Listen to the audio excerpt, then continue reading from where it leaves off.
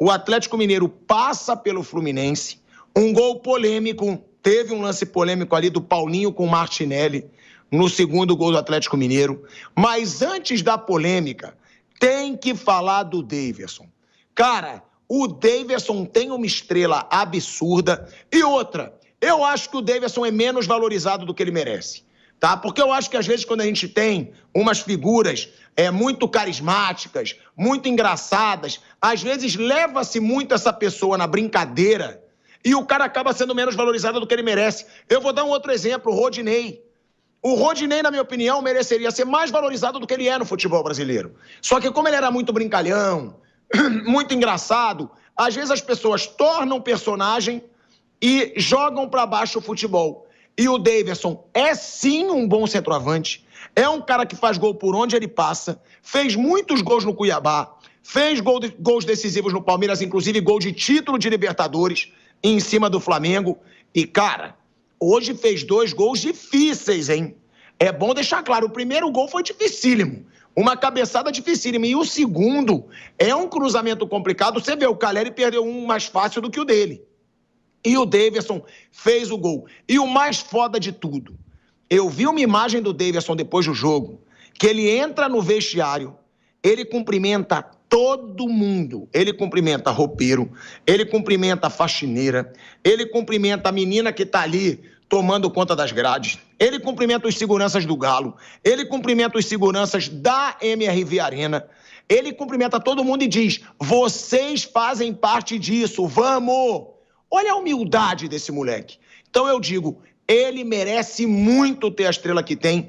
De novo, Daverson sendo decisivo numa Libertadores, Fábio Piperno. É um baita personagem? É. Mas é um bom jogador e às vezes eu acho que é pouco falar do talento do Daverson porque ele é um personagem engraçado.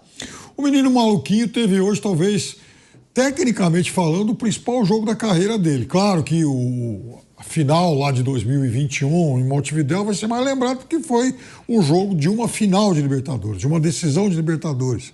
Agora, hoje, o Daverson jogou muito. Até então, digamos, na fase pré-Daverson no jogo, o grande destaque era o Scarpa, que também fazia uma partida soberba, jogando pelos dois lados e tal. Aliás, deu um trabalho danado, deu um calor danado na defesa do Fluminense, jogando pelo lado direito. No segundo tempo, ele, como um ponto esquerda, cruza a bola para o gol do Daverson e tal, jogou demais. Mas aí o Bernardo, o alegria nas pernas, se machuca, entra o Daverson. Isso ainda no primeiro tempo. Bom, o ganho qualitativo para o Atlético foi um negócio absurdo. Contra um Fluminense acovardado. Um Fluminense que não foi para Minas Gerais para jogar futebol. Agora, eu queria chamar a atenção, e enfim, o Pilhado acabou citando rapidamente isso, para o primeiro gol do Daverson. O primeiro gol do Daverson é o seguinte: quando você observa a imagem lá por outros ângulos, o Scarpa está fazendo a jogada pela ponta, o Daverson estava atrás dos 2 zagueiros. Olha a percepção do cara. Então ele vai se movimentando na área, passa pelo lado do Thiago Santos e quando o cruzamento chega até ele, ele disputa simplesmente com o Thiago Silva. Com o Thiago Silva, e veja, com pouco ângulo para acertar o gol. Ele consegue se antecipar ao Thiago Silva e desfere uma cabeçada mortal, indefensável para o goleiro. Então, a movimentação do Daverson, mais a perícia na finalização e a rapidez para se livrar da marcação, nesse conjunto formam aí algo extremamente difícil e pode computar isso sim como um golaço na carreira dele. E mais, quando o jogo estava 1-0, o Daverson deu uma assistência para o Paulinho, que na linha da pequena área desperdiçou, mas o passe do Daverson foi aquele do faz. Muito fácil. Mais fácil que esse do Caleri. Foi um gol absurdo que o Paulinho perdeu. Foi um absurdo. Então o Daverson realmente ele mudou o jogo. Ele foi o cara dessa classificação. E aí tem realmente um detalhe. Tem alguns jogadores que eles têm um carimbo, né? Então o Daverson é o cara maluco, né? Boa praça e tal. Mas enfim, o jogador maluco. O Romero, de quem a gente falou aqui ontem, ele é um cara dedicado. o Rony, nos seus melhores momentos, era um cara raçudo e tal. E aí a gente tem uma imensa dificuldade para considerar esses caras, de fato, jogadores úteis, bons jogadores de futebol. Nenhum deles é craque, mas são todos bons jogadores, úteis e que jamais, você pode fazer todas as críticas do mundo a eles, mas jamais nenhum deles vai se omitir nesse momento de dificuldade.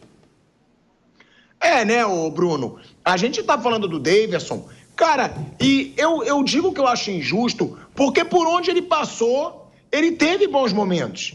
Ele teve no Cuiabá, teve um momento que todo gol do Cuiabá era do Daverson. No Palmeiras, ele já teve alguns bons momentos e vamos ser sinceros, o gol mais importante do Palmeiras nos últimos anos foi dele. Aquela final contra o Flamengo em Montevidéu, do jeito que foi, com o escorregão do Andreas Pereira, e ele deu o título pro Palmeiras naquela grande final contra o Flamengo. E hoje, como disse o Piperno, tem Hulk, tem Paulinho, tem Scarpa, mas quem foi o cara, o que decidiu, o que botou o Atlético Mineiro na semifinal da Libertadores foi o Daverson. E não é dizer que ele só fez os gols. Ele fez 2 gols, ele fez grandes jogadas, muito bem no jogo, tem que se elogiar. Porque quando se fala do Daverson, a gente quer falar só sobre gracinha, só sobre engraçado. E é bom pro cara também dar uma moral pro futebol dele. E outra, né, Bruno? Bom ver também como o Hulk não sentiu o golpe do pênalti. Ele continuou buscando o jogo e foi dele a assistência pro Daverson fazer o gol ali no final da partida, né? Foi um belo passe, né? Foi um belo passe do Hulk de um lado pro outro ali pro segundo gol. O Hulk, primeiro dele bem rápido, né? É um dos maiores jogadores da história do Atlético Mineiro, né? O Hulk, ele é um ídolo histórico do Atlético. Ele não é um grande cobrador de pênalti mesmo, né? Que muita gente, quando ele errou o pênalti hoje, lembrou do pênalti que ele errou contra o Palmeiras em 2021. E ele realmente ele não tem um aproveitamento tão grande assim. É bom, mas não é dos melhores, né? O Hulk, ele perde até com bastante frequência, mas é um baita jogador, 38 anos, cria muita coisa, faz muito gol. É um jogador aí dos últimos anos, um dos melhores do futebol brasileiro, está sempre entre os melhores. E o Daverson, ele é um bom centroavante, sim. Ele é um bom centroavante, é um cara que tem ótima presença de área, um jogo aéreo muito bom. Ele pelo alto vai muito bem, ele é inteligente para posicionar, para antecipar, tem velocidade para antecipar o zagueiro, para cabecear. É um bom centroavante. O Cuiabá, pelo menos por 2 anos, a permanência na Série A tem muito a ver com o Daverson. Ele é um bom jogador, é um reforço. O Atlético não tinha um centroavante com a característica dele. E o Hulk e o Paulinho podem até jogar como centroavantes, mas eles não são exatamente centroavantes, são 2 ótimos atacantes. Mas um homem de área que você precisa em alguns momentos, e hoje precisou, machucou o Bernard, entrou o Daverson e ele resolveu o jogo, né? Tinha o Allan Kardec, mas o Allan Kardec não consegue mais jogar. O Allan Kardec tem muito problema físico, não conseguiu jogar no Atlético. E aí o Daverson veio preencher esse espaço aí de um homem de área mesmo, e ele está correspondendo. Agora, a gente fala do Atlético Mineiro, né? E hoje eu estava conversando com alguns amigos que levantaram a seguinte situação. O Atlético Mineiro tem o adversário agora mais difícil da Libertadores. Por quê? Porque o River Plate hoje tem a volta do Galhardo, foi um time que se reforçou, é um time que quer decidir a final da Libertadores na sua casa. E aí uma pergunta que eu te faço, Flávio Prado, porque eu vejo muita gente falando, eu sei que tem politicagem no meio do futebol. A pergunta, o futebol brasileiro tem a hegemonia da Libertadores há 5 anos. São 5 anos de clubes brasileiros campeões. 2 do Palmeiras, 2 do Flamengo e 1 do Fluminense. Nos últimos 5 anos de Libertadores. E eu tenho esse medo, hein? E eu sou jornalista, imagine torcedor. Eu tenho medo de haver um movimento nos bastidores da Conmebol. Claro, não dá para ser descarado, mas para que o River Plate seja o campeão dessa Libertadores na Argentina. Você acha que vai ser manipulado? Eu não digo isso. Mas sempre há movimentos em bastidores, a gente sabe que tem politicagem, já é a decisão na Argentina. A decisão deve ser no Monumental. Há 5 anos o brasileiro é campeão. Você acha que nos bastidores pode ter alguma movimentação? Eu não digo que vai ser descarado, mas pode haver uma vontade da Conmebol desse título ficar na Argentina? Pode ser que haja possíveis privilégios para o River Plate ou não? Eu sei que é muito delicado para a gente falar sobre essa situação, mas tem politicagem no futebol? Pode haver um movimento de bastidor ou não? Os clubes brasileiros não precisam temer por isso. Acho que os clubes brasileiros se movimentam nos bastidores de uma maneira impressionante.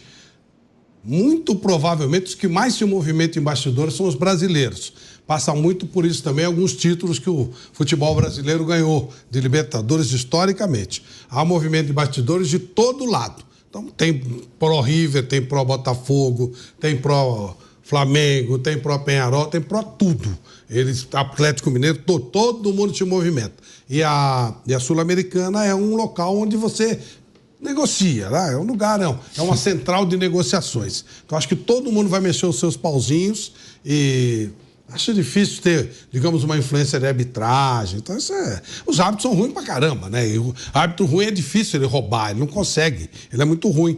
Então acho que vai ganhar quem tiver um pouquinho mais de felicidade. Você tem muito mais vivência que eu no futebol e até nos bastidores. Sim. Você não acha isso provável? Você não acha isso possível? Você não acha? Porque eu vejo muito torcedor com medo, tá? E é por isso que eu trago isso. A gente tem que trazer o que o torcedor tá falando ali na rua. Você acha que não tem? Não, River ao Plate... contrário. Eu acho que todo mundo mexe. E acaba ficando igual, entendeu? Tem pra caramba. Muita. Tem histórias que eu vivi, que eu vi. Pô, de cara comprar juiz, dar dinheiro, se dopar. Libertadores tem um histórico espetacular. Mas não só time de fora, não. Brasileiros também. Juiz sendo comprado por times brasileiros. Juiz sendo comprado por argentinos. É isso aí. Todo mundo mexe os pauzinhos. Todo mundo. Doping envolvendo times do Uruguai. Enfim, tudo. Todo mundo mexia tudo. O livro do Almir Pernambuquinho lá atrás conta histórias do Santos que eram absurdas. Tem um famoso título do Santos contra o Milan que foi um absurdo. Então não tem santinho nessa história. O Estudiantes era um time cafajeste, eles agrediam os caras, chutavam cabeça de jogador. Até acabou a Copa Intercontinental por um período por causa disso. Então, pilhado, todo mundo mexe os pauzinhos e a Sul-Americana permite que isso aconteça. Por isso que acaba sobrando para aquele que for melhor, aquele que tiver um pouquinho mais de felicidade naquele momento e principalmente quem tiver mais craques. O fato da final ser na Argentina estava mais ou menos decidido, né? Nós tivemos 2 ou 3 aqui no Brasil em seguida, teve 2 no Maracanã, né? Tivemos 2 no Maracanã. Então tá mais ou menos normal. Eu não acho que um time brasileiro não possa chegar lá no Monumental de Nunes e ganhar do River. Até porque a divisão, a torcida, né, é parelha. E a torcida não ganha nada. Pô. O Morumbi estava cheio hoje, não aconteceu nada. A torcida do São Paulo, ela soltou um... Como é que chama aquele bagulho lá que caiu? O dirigível caiu. Ela soltou fumaça na hora que o time estava reagindo. Ela fez aquela fumaceira quando o time chegou. Tomou o gol, ela ficou quieta. Só gritou quando o time reagiu. Não mudou nada. E o Botafogo acabou se classificando. Então isso aí, sabe, mesmo que vocês na Argentina, com um pouco mais de torcedor argentino, se jogar decentemente, dá para ganhar lá. Agora o River é um dos melhores. Eu acho que dos 4 que estão chegando, independentemente de quem chega amanhã, para mim... depois do Botafogo, o melhor time é o River Plate. Aliás, o Palmeiras do Abel, quando ganhou a primeira Libertadores, foi lá no Monumental contra o River, o grande River naquela época, do Marcelo Galhardo, fez 3-0 lá e perdeu aqui depois. Mas acabou classificando por conta da vitória de 3-0 lá. Então essas coisas acontecem. Tá, mas tem favorito para vocês dos que já classificaram? A gente tem Atlético Mineiro, e é impressionante, né? Copa do Brasil, às vezes a gente vê surpresa, Sul-Americana, às vezes a gente vê surpresa. É impressionante como na Libertadores, nos últimos anos, não tem espaço para surpresa, né? É impressionante. Todo mundo, no começo da Libertadores, colocava Botafogo, Atlético Mineiro e River Plate como um dos favoritos. É claro, muito se esperava do Palmeiras e do Flamengo. Pode ser que o Flamengo não chegue, o Palmeiras não chegou, mas porque cruzou com o Botafogo, que é um dos grandes times aí da atualidade. Mas é impressionante, na Libertadores não tem jeito. Ou você faz um time forte, ou você contrata, gasta, ou você não vai chegar. Tá nítido isso, tá nítido.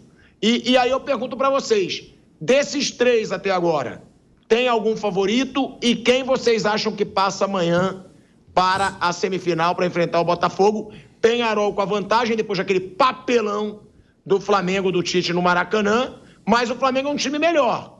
Agora, a gente sabe que estádio do Peñarol. Jogo decisivo é Caldeirão. Vai ser uma guerra para o Flamengo amanhã. Desses 3 que já passaram, qual é o favorito para vocês e por quê? E quem vocês acham que passa amanhã? Bom, eu acho que para mim a final vai ser, para mim, Botafogo e River. E com uma pequena vantagem para o Botafogo. Acho que amanhã o Flamengo passa, acho que o Flamengo tem mais time que o Peñarol, em algum momento ele vai ter que se impor. E para mim, a final, Botafogo e River com uma pequena vantagem do Botafogo. Acho o time do Botafogo melhor que o River. Ele está em recomposição, o time com o Demichelis não estava legal, o Gajardo chegou agora. Então eu vejo, para mim, final, Botafogo, independente de quem passe amanhã, Botafogo e River na final com o favoritismo do Botafogo. Bruno? Eu acho que o Botafogo e o River são os melhores mesmo e eu acho que devem chegar na decisão. Eu acho que o Botafogo é um time melhor, sim, mas um jogo na Argentina acho que é bem equilibrado. Acho que tem esse ano, talvez seja a maior possibilidade de um título nesses últimos anos sair aqui do futebol brasileiro. O River Plate tem uma chance concreta aí. O Galhardo de volta, alguns bons reforços, inclusive 2 campeões mundiais, né? O Botafogo tem um argentino campeão do mundo, o Almada. O River trouxe o Pezzella, trouxe o Acunha, né? Jogadores que estavam na Europa e foram campeões em 2022.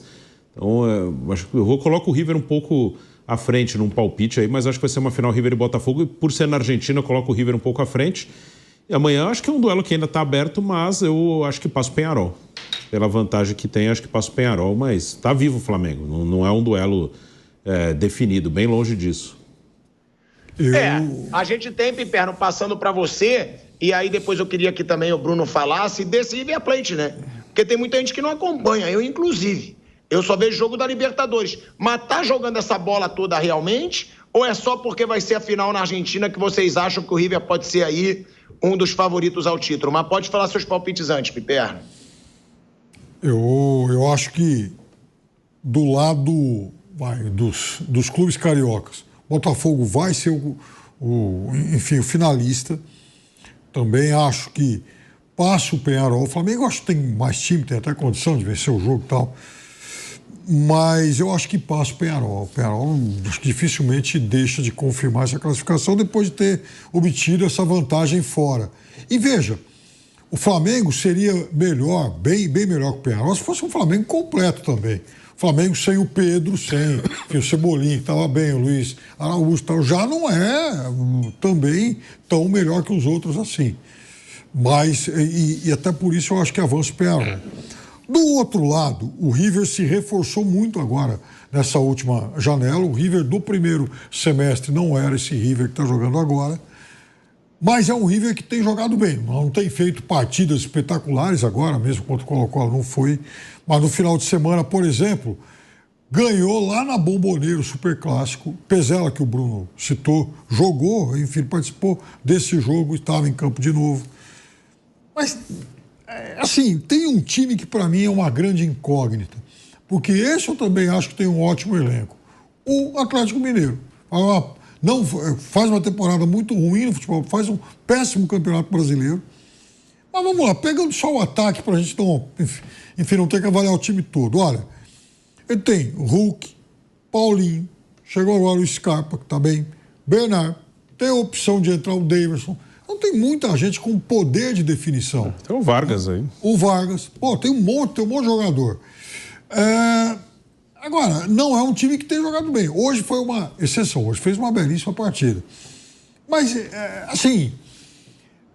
confesso para você que eu apostaria no River sem muita convicção, porque eu acho que o Atlético, ele tem ele ainda não tem um grande jogo coletivo, mas ele tem individualidades para brigar com qualquer um na América do Sul. Bom, eu vou passar para o Bruno rapidinho para ele falar desse time do River Plate, né? O Piperno fala que é um grande time. Você concorda, Bruno? É porque joga bem na atualidade ou é porque vai jogar final na Argentina? Acho que é um time bom. Eu acho o Botafogo melhor.